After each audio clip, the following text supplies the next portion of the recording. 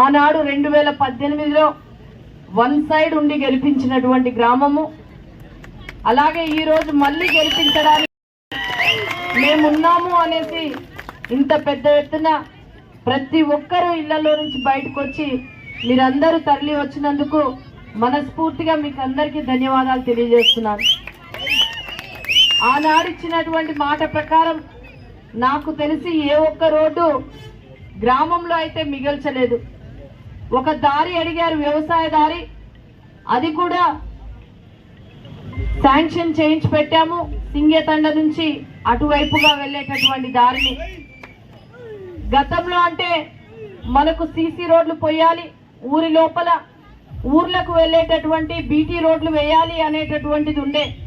ఇక మీదట ఏదన్నా ఊరికి పోద్దామన్నా బీటీ రోడ్లు లేవు. అలాగే ఊరి లోపల సీసీ రోడ్లు కూడా అన్ని పూర్తి చేసుకున్నాము. నెక్స్ట్ జరిగేవన్నీ కూడా వ్యవసాయ దారులే తప్ప వేరే దారులు పోతామన్నా ఏమీ మిగల్లేదు. కాబట్టి ఆ దారులన్నిటినీ కూడా కంప్లీట్ చేసే బాధ్యత నేను తీసుకుంటాను అనేసి ఈ సందర్భంగా తెలియజేస్తున్నాను. అలాగే ముఖ్యంగా ఇక్కడ భూముల విషయానికి వస్తే గతంలో ఆ భూమి సమస్య ఉంది. ఆ భూములన్నిటినీ కూడా క్లియర్ చేయాలి అనేసి అన్నప్పుడు ఏం భూములు అనేసి అంటే జంగ్సిపాయ్ ల్యాండ్స్ అనేసి అన్నారు. వాస్తవానికి ముఖ్యమంత్రి గారు కూడా జంగ్సిపాయ్ ల్యాండ్ల గురించి వివరించి చెప్పినప్పుడు ఈ జంగ్సిపాయ్ ల్యాండ్ అంటే ఏంటి అనేసి ఎంతో శ్రద్ధగా విని ఒకే ఒక మాట CCLA ఆనాడు ఉన్నటువంటి కమిషనర్ గారు నవీన్ మిట్టల్ గారికి చెప్పారు. దాదాపుగా టేకులపల్లిలోని జంగ్సిపాయ్ ల్యాండ్లే కావద్దు, ఒకే సర్వే నెంబరు 2 చోట్ల వచ్చున్నాయి, మొత్తం కలుపుకొని 9,000 ఎకరాలకు మొత్తం పట్టాలు ఇచ్చేసేయండి అనేసి ఒకే ఒక్క మాటగా సీఎం గారు చెప్పడం జరిగింది. గతంలో ఉండేటటువంటి కలెక్టర్ గారు ఆనాడు అనుదీప్ గారు ఉన్నప్పుడు వారికి ఫోన్ చేసి మరి స్వయంగా మాట్లాడారు గౌరవ ముఖ్యమంత్రి గారు. ఆ తర్వాత వచ్చినటువంటి కలెక్టర్ గారు, ఇప్పుడున్నటువంటి కలెక్టర్ గారికి కూడా అన్ని ఆదేశాలు అంది ఉన్నాయి.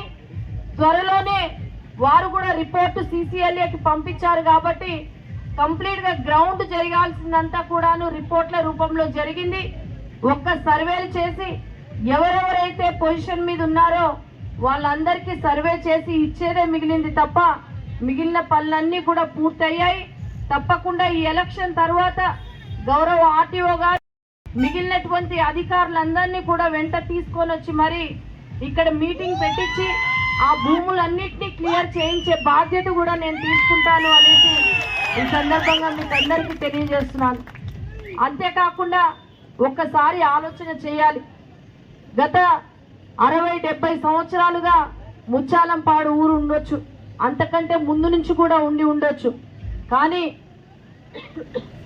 మన తండాలు గూడాలను గ్రామ పంచాయతీలుగా గుర్తించబట్టే ఈరోజు ముచ్చాలంపాడు గ్రామ పంచాయతీ